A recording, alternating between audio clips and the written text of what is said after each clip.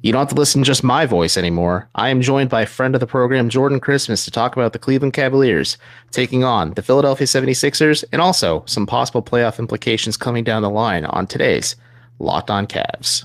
You are Locked On Cavs, your daily Cleveland Cavaliers podcast.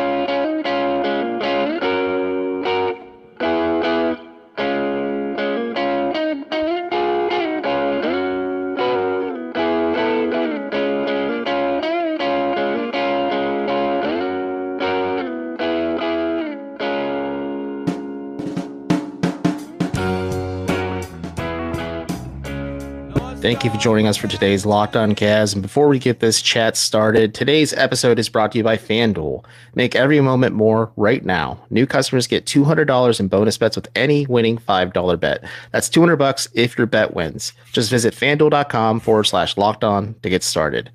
As you guys know, you've heard my monotonous voice all week. I'm Evan Dammarell, one of the co-hosts behind Locked On Cavs, and I run right Down Euclid as well. But joining me today is longtime friend of the program, Jordan Christmas. Jordan, how you doing, buddy? Doing, it's a so-so week, especially in Sixer world. But there was some news today that will hopefully make, my side of the talking in this conversation a little bit more cheery, because it has been a monotonous season for the last 2 months and feels like forever. But, we do what we can and we just move forward. And, that's the best way to look at it, because if you look at it, Cleveland is 3-7 in their last 10. The Sixers are 4-6 in their last 10. Cleveland 4th in the East, Philadelphia 8th. Maybe they're on some type of collision course, depending on how the Eastern Conference standings shake out, especially with, the news coming out from Nick Nurse that there is some optimism that Joel Embiid can play, at least in the last few games of the regular season, at least ramp him up for the playoffs. And on the Cavs side of things, Donovan Mitchell is expected to be back against the Sixers when these two teams play Friday night. So so he's not questionable anymore. Well, at least according to Shams Charania, there's the expectation he'll play. But, JB Bickerstaff was coy about it and said, we'll see. He's officially listed as questionable as we are recording this, and will probably be a game time decision. But at least for you, if Embiid is back on the court before the end of the regular season, does that change the trajectory a ton for the Sixers? Or are they going to kind of be scrapping it out in the play-in tournament to kind of earn their place in the Eastern Conference playoffs? So when you just asked that question, the first thought that popped into my head was, obviously, yes, it changes the trajectory for the Sixers because Joel Embiid is incredible. But you look at where the Sixers are standings wise, play-in wise, it's the race for the 6th seed between the Pacers, the Heat, and the Pacers, the Heat, and the Sixers.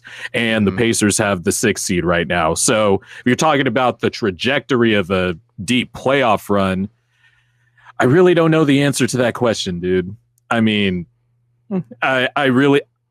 there's a lot of factors that go into this. One, did get some good news today. It seems Joel Embiid is going to be joining the Sixers on this brief 2-game road trip.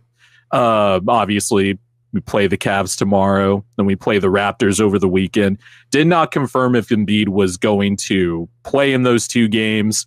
The timeline recovery for his injury was 6 to 8 weeks, and next Tuesday would be 8 weeks to the day he had his surgery. So he is right. It seems like he's right in line. It seems like he's going to come back soon. I was thinking maybe April 2nd against the Thunder or April 9th when the Sixers have the last 3 games of their season at home.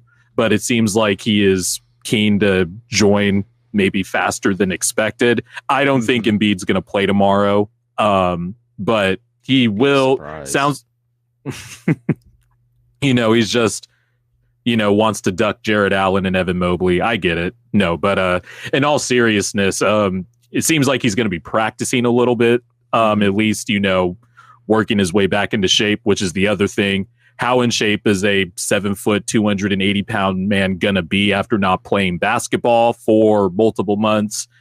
What's the team going to look like when he is reinserted into the lineup? Obviously, stuff's going to run through him again. How will the other players adjust? There's a lot of factors that go into it. But long answer short, I was going to say, well, duh, it changes the Sixers' trajectory. But now that I really think about it, I really don't know. Obviously, they're going to be better, but as far as playoff wise,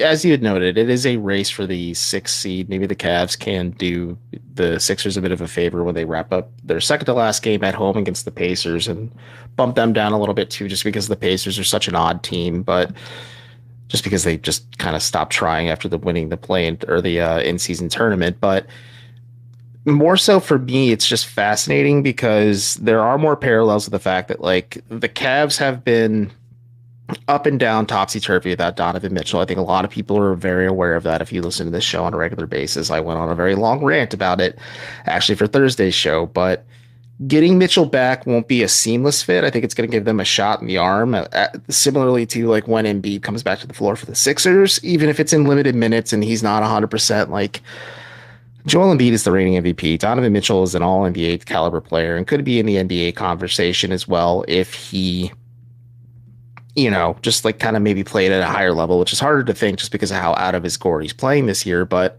when comparing like the remaining stretch, so the Cavs play the Sixers at home and then they go on a lengthy road trip because the women's Final Four is in Cleveland. So they're in Denver and then at Utah and then in Phoenix immediately after that. And then they have a back-to-back against the Lakers and the Clippers before they come home to finish the season against the Grizzlies, Pacers, and Hornets. Sheesh. Those last 3 games are pretty palatable. I mean, the last 3 games, punked by the Hornets the other night. So maybe I don't want to say that full certainty. And I did not watch that game yesterday, but I saw the score and I was like, my Lord, what happened here? Because you guys played back to back, the Hornets back to back at home and then on the road yesterday. They smashed the Hornets at home and then they just blew a massive lead. It was frustrating. I think one of the more frustrating losses of the season for them. But I just think I could imagine comparing the schedules, like Philly has, as you had noted, Cleveland and Toronto on a mini road trip. Then they're home against the Thunder, which that's tough no matter what. Even if you have Embiid back, like that's a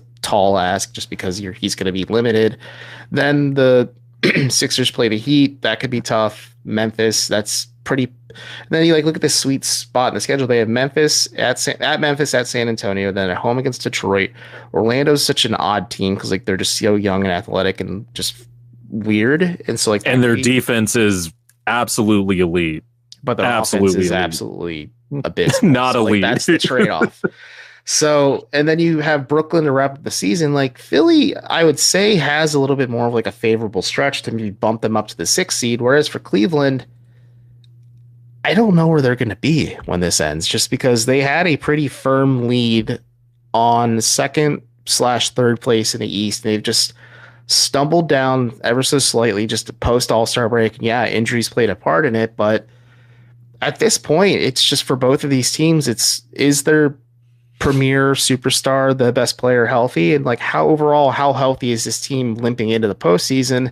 Because like I think Philly could realistically get the 6th seed, but also the play-in tournament could be an aspect too. But for Cleveland, like they may not collide with the Sixers in the first round, but they may end up playing like the Knicks or the Magic or the Pacers or something, depending on how just things shake out. But like, or even Philly if like they climb high enough. But it's just such a weird season, and I think it's just kind of interesting how there are some similarities between these two that you can just pull examples from. Yeah, and realistically speaking, I'm trying to pull up the Pacers schedule right now because they have been playing a bit better since the All-Star break. I really do think, them trading Buddy Hield to us has really, kind of in some ways impacted the Pacers offense. Hield, I would have never imagined Buddy Hield was like the entire foundation for how the Pacers like function offensively at times. Yeah, those go screens and his shooting gravity and just sprinting to different parts of the 3-point line really opened stuff up and has really opened stuff up here in Philly, even though Buddy hasn't exactly played well the last few weeks. Maybe the Cavs won't see that 230 balls from Maxey and Buddy Hield like they did before the All-Star break. But yeah, I mean, that's what happens when you don't have your best player, right? I mean, Donovan Mitchell's only played 5 games since the All-Star break, and unsurprisingly, when you lose your best player, your offense tends to suffer. What's really shocking to me is that their defense has just not been good the last few weeks. They are the last 2 weeks. Their defensive rating, I believe, is 21st or 22nd per cleaning the glass, and it just seems like I don't know what has changed. Maybe you cover the team closer than I do, so maybe you can figure it out. But when I'm watching them, I'm like, there's just not that. Isaac Okoro is still really good, just awesome. And as a day one Isaac Okoro stockholder, this season has meant something to me, man. But no, it's weird. And also, yeah, Evan Mobley was out for a bit with that ankle injury as well. But I didn't expect the Cavs defense to just be 21st. And then on top of that, their offensive rating has been 21st the last 2 weeks. And to me, that just screams, obviously, they don't have their best player. But it's just, it's weird how Mobley and Garland go out. The Cavs go on this 2-month stretch where they are just one of the hottest teams in the NBA. They change their identity and start shooting a lot more threes. Donovan Mitchell is playmaking a bit more, obviously, in the absence of Garland, and he was already a pretty good playmaker for the Cavs, but he just had to up his responsibilities a little bit. So it's just, some of it too is just, you have to chalk it up to, and look, fans don't want to hear this because it's just, you're watching every game, you're hanging your mental health basically on every game throughout an 82 game season.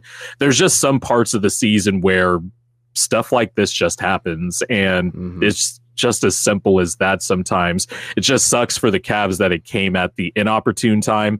And then for the Sixers, it's the same thing. I mean, the Sixers were 29-13 before the Golden State game where Embiid got hurt. They were 6th in offensive rating and 9th in defensive rating. And then since then, the Sixers are, I had it pulled up too. Let me pull this up. The Sixers are 22nd in offensive rating and 20th in defensive rating since Embiid's injury. And sometimes that's just the way your season goes. Stuff can just go sideways. And then on top of that, you don't have DeAnthony Melton, who was a pretty key starter for the first part of this year and then last year. Robert Covington, one of the players you get back in the James Harden trade, he's been out with this mysterious knee injury where we don't know if he's ever going to come back. And then in true Sixer fashion, they really aren't transparent or not forthcoming, but for some reason they're just really vague with timelines and recovery time and stuff like that. It's been an odd season for both teams, I'd say. For the Cavs, though, they're in a way better position than the Sixers. I still think there's a chance they can get the number 2 seed. I mean, you never know with the Bucks, and I know their defense has improved under Doc Rivers, and they've fixed sort of the basics and stuff like that. But you still never know with their defense. Just is too high variance for me to definitively say yes, they are going to finish the year with the 2 seed. I still think the Cavs have a chance. They just need to get Mitchell back on the court. But with a knee tendonitis thing, it's kind of, tendonitis is just iffy in general, like knee tendonitis especially. And then you're going to, if Mitchell does come back, will he, like with Embiid, will he become the fringe or top 6 or 7 MVP candidate that he was playing like this year?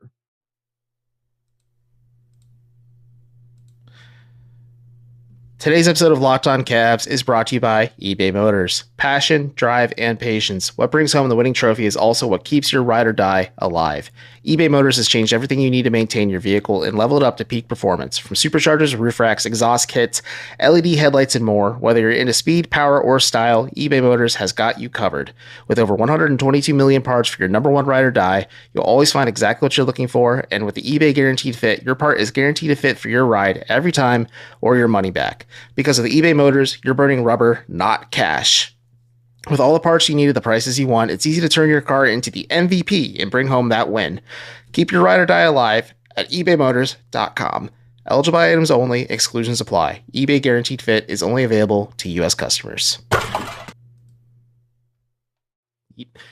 So it's tricky just because when Mitchell did come back briefly, he looked pretty sharp against the Pelicans. It was his first game back. It seemed like he hadn't missed a beat. It seemed like there were some steps and some things that were functionally there. And like, yeah, obviously it wasn't perfect. He was on a minute restriction. And then after the game against Chicago, where the Cavs leaned on him quite a bit, he admitted, he's like, I got to shut this back down just because like my burst and my athleticism isn't there. And like you said, knee tendonitis is so tricky. And if you get PRP treatment, like that's, to me, kind of screams like this is more of like a pretty heavy injury for Mitchell. Like it's kind of really holding him back, and you have to be just transparent with it and realistic. And yeah, like I don't want to say the Cavs aren't transparent about their injuries, and they never really want to put the public pressure or expectation that a player will be back sooner instead of later. But right, just for Cleveland's sake, like wrapping up the regular season and heading into the playoffs, like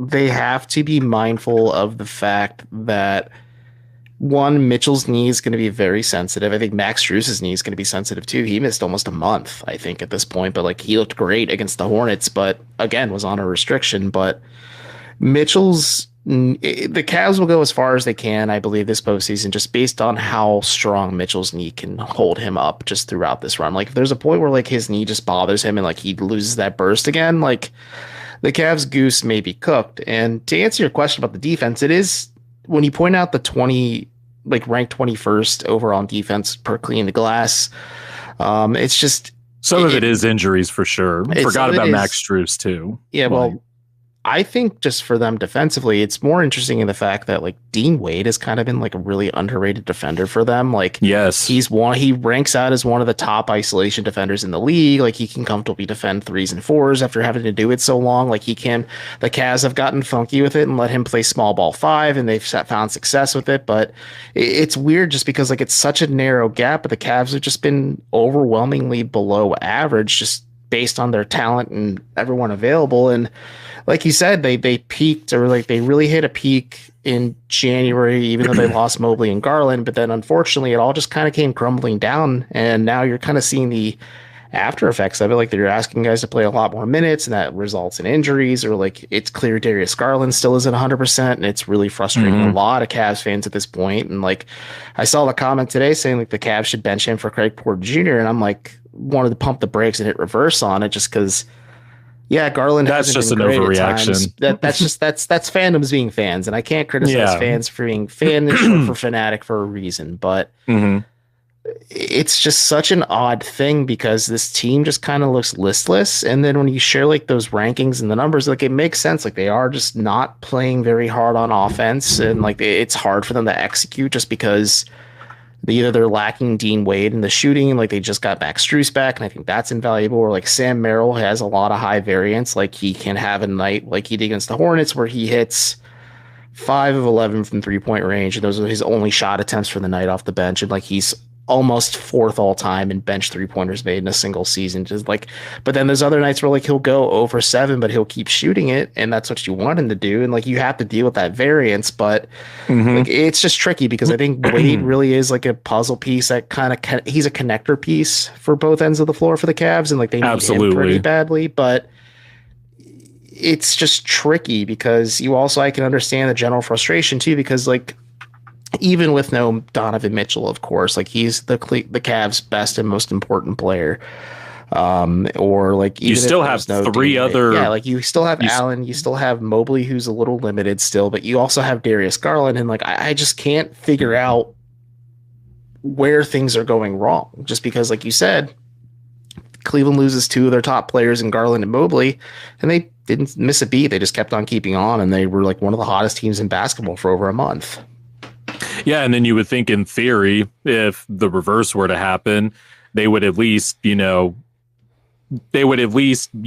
to tread. Because I was looking, they were 8-12 since the All-Star break, or 8-12 at least in their last 20 games, and it's puzzling to me sometimes. And yeah, Darius Garland, someone who me and you have talked about him. Like I love Darius Garland, and I think with him and Mobley, I know Cavs owner Dan Gilbert said something today or intimated that he's confident in, keeping Mitchell on an extension or whatever. But like, let's just put that aside. With Garland and Mobley, you guys have a center and a point guard combo that is really young, that you could build stuff out of. And then you have Jared Allen, of course, and then Donovan Mitchell, and that, just having guys like that, tentpole guys like that to kind of, fill out the rest of your team or build out the rest of your team. You would think if, one or two go out, you can lean back on the other two. And it worked for,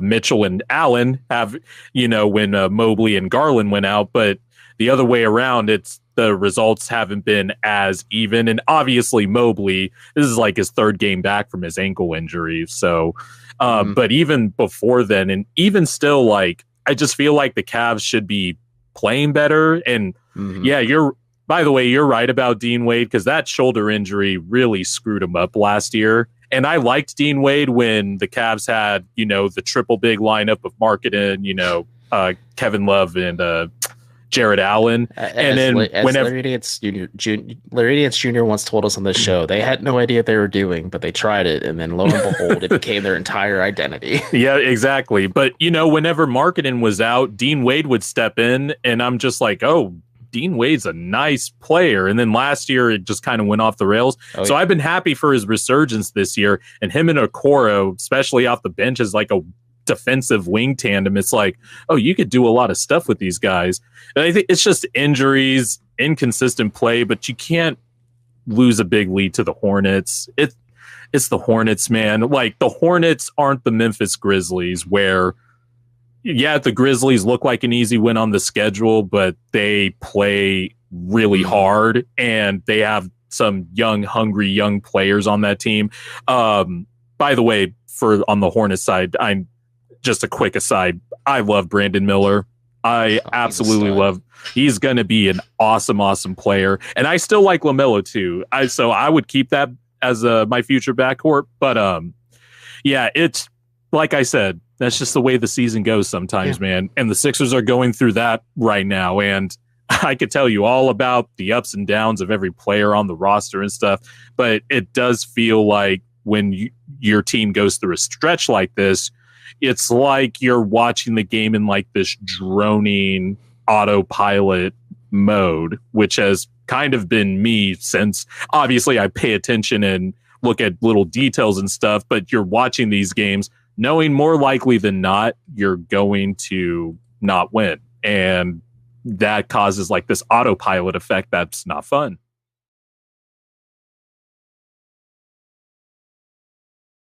Today's episode of Locked On Cavs is brought to you by Nissan. Are you the kind of driver who likes to push things further? Ever wonder what adventures could be around the next corner? Our friends at Nissan have a lineup of SUVs with the capabilities to take your adventure to the next level.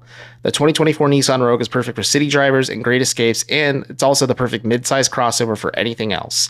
Gone are the days of connecting your phone to your car. With Google Assistant, Google Maps, and Google Play Store built into a 12.3-inch HD touchscreen infotainment system, the Nissan Rogue has you covered. Meanwhile, the 2024 Nissan Armada will change what you expect from a full-size SUV. Picture a rugged 4x4 that can seat up to 8 in a first-class luxury style and that can tow bigger and explore further. Once you open your eyes, you'll realize right in front of you is the 2024 Nissan Armada. So, take the Nissan Rogue, Nissan Pathfinder, or Nissan Armada and go find your next big adventure. Check them out today at shopnissanusa.com. Today's episode of Locked On Cavs is also brought to you by Amazon Fire TV. Fire TV is your destination for sports, from live games to highlights to in-depth analysis.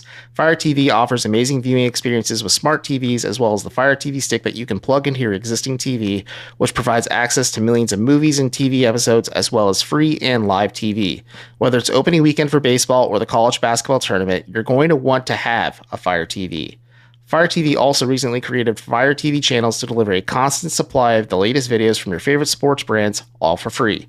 That includes all of us, including this ugly mug, at Locked On, and most of the big pro leagues and college conferences. Fire TV channels lets you dive into all the game analysis, highlights, and more to keep up to date on all the latest in the world of sports, including March Madness, the NBA, MLB, and more. Not to mention great news, entertainment, gaming, travel, and cooking videos as well. Check out Fire TV channels on Fire TV and Alexa devices.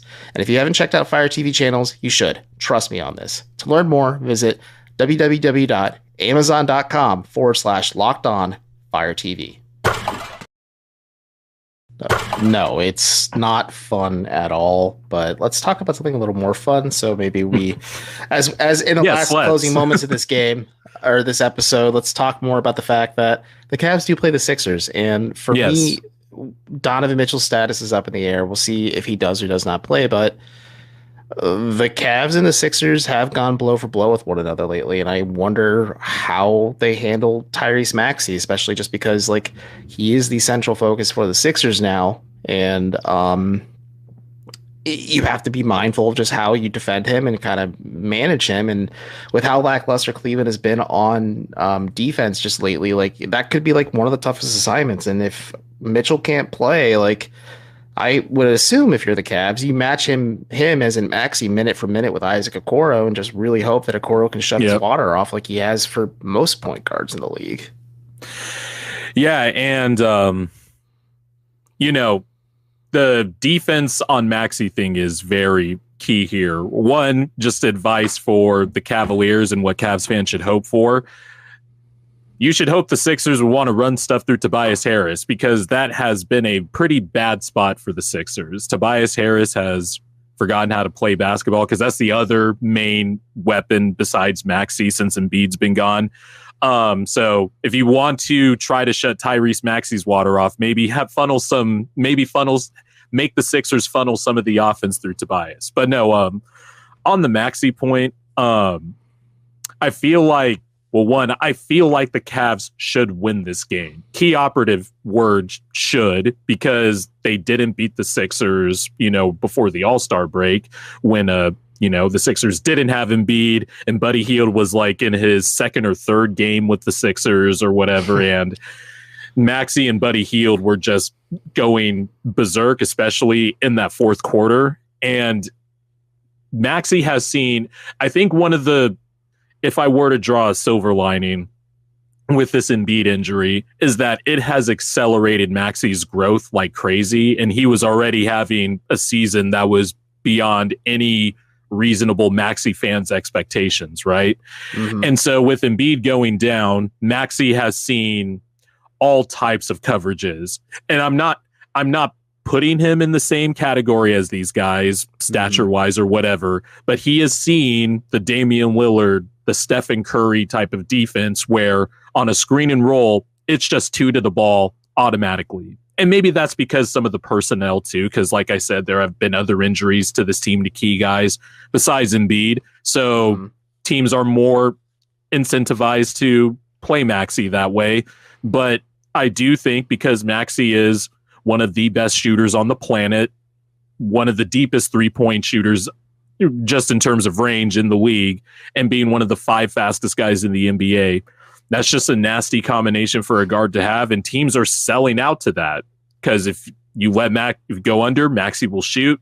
If you go over the screen, Maxey will just blow by you. And he's struggled with that at times this year, but I think for the most part, he's passed all the tests. Like, he had some growing pains. He's had some shooting slumps because he's been shooting more off the dribble as opposed to off the catch when, James Harden was here and, Ben Simmons was here. But now Maxey has the ball more and he's learning and playing more minutes under Nick Nurse. He has been, trying to find his way. Doesn't have the legs a lot of time, or doesn't have the legs as much probably as he's been used to in previous seasons, and he's had to fight through that. So I think how the Cavs guard Maxey will be interesting. They're probably going to start Isaac Okoro on him. I imagine Evan Mobley is going to be, he might be guarding Tobias Harris, but honestly, Mobley should be roaming off Tobias Harris a little bit because he's just not a offensive threat at all right now. I know he had 2 good games against the Clippers, but outside of that, for the last month and a half, Tobias has been absolutely rough. This is by far the worst I've seen him play. And I've watched him play for 5 years, amazingly. So that part will be interesting. Glenn Rivers is hurting you still, even when he's not there, because he was the Harris whisperer. Look, that I will give Doc some credit for some things, but as you could see on my Twitter account, I am one to not give Doc Rivers credit on a lot of things, and I think he's overrated at a lot of things, but that's neither here nor there. So how the Cavs will guard the Sixers will be interesting. I don't think they have to worry about Buddy Hield as much in this game because he hasn't been playing well, and I think Nick Nurse has kind of lost a little bit of trust in him. He's been coming off the bench more, and he's been opting to close with 3 point guard lineups like Cam Payne, Kyle Lowry, and Maxey. That's where my season has gotten to at this point, by the way. And then I expect the Cavs to just pound the glass because Mo Bamba, for, the 1 out of every 15 games where he doesn't play, and I hate to use the word, but soft, he doesn't attack rebounds. He hopes the rebounds will come to him. And when he is shocked the rebound doesn't come to him, he realizes he's behind the play, and then the other team's going the other way. Or, I expect the Cavs to win this game. I really do. But Nick Nurse will always have his guys play hard. They will always play really good defense, even if the offense right now is just subpar. And so, I say the Cavs should win, but we could very well just get a dogfight tomorrow, and that wouldn't shock me. No, it wouldn't shock me either. And real quick, just like in a minute or less, who do you think is the biggest X factor for Cleveland heading into this matchup? Just because for me, I think it's on Philly's side of things. Outside of Maxey, it is Kelly Oubre, who has been on a bit of a tear lately. And like he could be a guy who just has the spacing and just kind of the length to disrupt the flow of what Cleveland's trying to do, especially with so many guys on minute limits.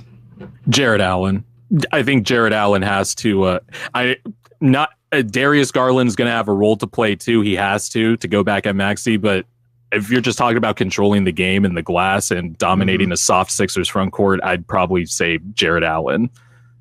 I think that is a very firm pick and a fun one. And yeah, it could be a dogfight. It could be a blowout. It could be, an offensive guard masterclass between Maxey and maybe Garland gets out of his slump in this one, but we'll see.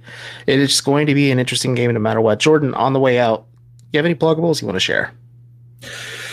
Yes. So I have you can see my Twitter name under here as @Jordan_Xmas, but you can also subscribe to the Sly Hooper YouTube channel. Sly Hooper with an H. It's like Sly Cooper, but you take out the C, put in the H. I did a video recently on Giannis's somehow forgotten MVP candidacy. And basically the video 10-second summary. I basically think Giannis should be talked about more as a tier 1 MVP candidate and not tier 2, because I think I have listened to a lot of basketball content that has him in tier 2. And I just think that's insane to me, especially when you look at the stat line that Giannis has been putting up this year, and the Bucks are still winning despite a rocky season. So I did something on that. When this episode drops tomorrow, hopefully by tomorrow, I will have uploaded a video about how Domantas Sabonis has been having probably the most underrated season in the NBA here in where I live right now in Sacramento. So I'm going to be looking to highlight Sabonis's just really awesome and consistent season, because somehow he did not make the All-Star team, but will probably make an All-NBA team this year. And that is bonkers to me as well.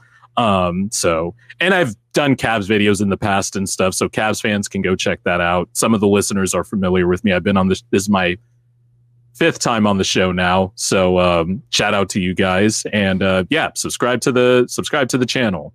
Yeah. Check out Jordan's work at Sly Hooper. I still think it's like such a clever pun on Sly Cooper. If you're a gamer, you get it, but Chris and I will be back, I think, Monday to talk about the Cavs Nuggets and the, upcoming Western road trip that they're on. But until next time, everyone enjoy your weekend. Enjoy Cavs Sixers. Check out Sly Hooper and get your feed and fix on all things NBA.